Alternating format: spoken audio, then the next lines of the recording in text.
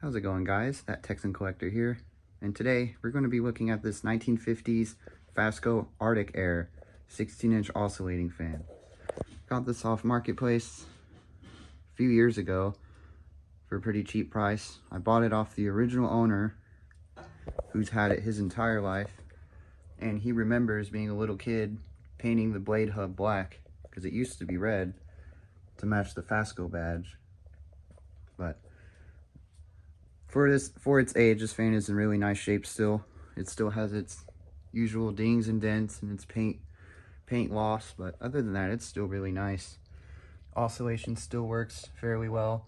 Could probably use some attention, but it still works. I did forget the dust behind the blade. Oh well, it's fine.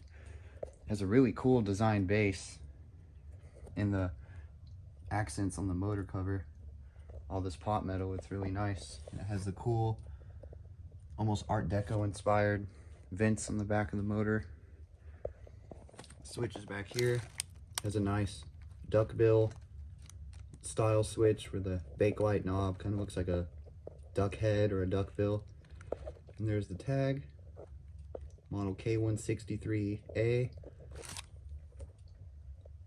Has the typical Fasco screw on and screw off oscillation mechanism that so many fans of this era used, especially Fasco ones. I have an identical fan to this that's branded under Montgomery Ward that I got from a swap meet that's in honestly really worse shape than this. It doesn't even work, but the bearings are free and it still spins, so it's a project. But this one runs very well. The head wire could probably use some attention, probably saw, but it still works. This fan does have one issue though. The entire head of the fan isn't fastened to the base, so when you try to lift it up from the head, it will just slip out of the base and drop the base. No pun intended. But I don't know if it's missing a screw or something, but for now it was just temporary. I really need to fix that so it can be easier to carry around, because right now I just have to carry it by the head and the base so they don't separate. But cord on the fan is not original. It's probably replaced around the same time back in the day. It is missing the grounding terminal, but I don't think this fan ever had it on that cord, but it still works. So when demonstrating this fan, I'm going to show it non-oscillating first and then go back and show it oscillating, so this video might be a little bit longer than usual. But no further ado, start it up on low. This thing makes super cool harmonics. This thing cranks some air out. It is a tank. Blade is a little bit wobbly, but for an almost 60 or 70-year-old fan, it's pretty impressive in its shape.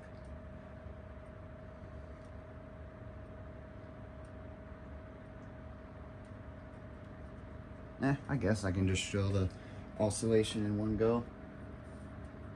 Turn this to on. Oscillation could probably use some work, as you can see. You can see it slows down the fan, but it's on right now. The knob is spinning. There we go. I can just loosen it. It's whatever.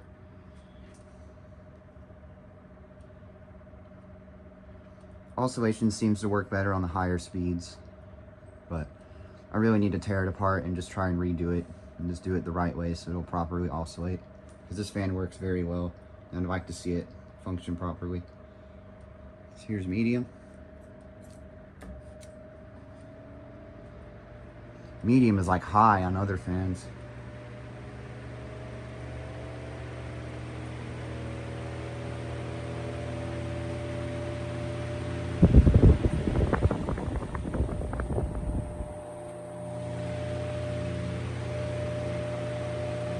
This fan hauls.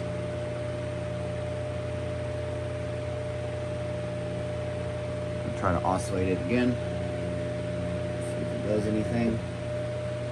Oh, kinda. See if it'll self-center itself. Oh, look at that. It's trying to. It's definitely trying.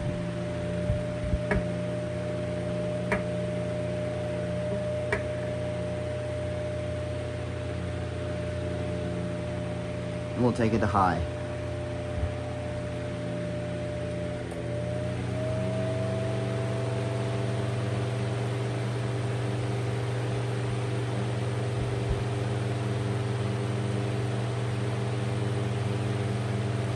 See if it'll oscillate on high.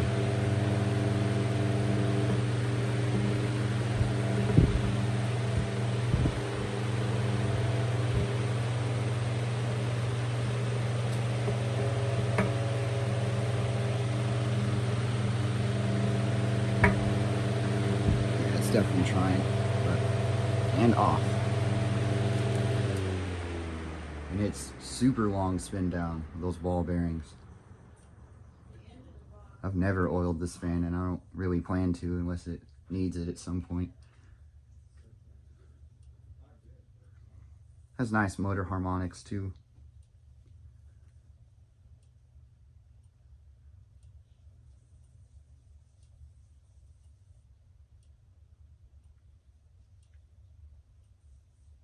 But as I was saying, like most antiques, it will need some work. Overall, an awesome fan. I really like this thing.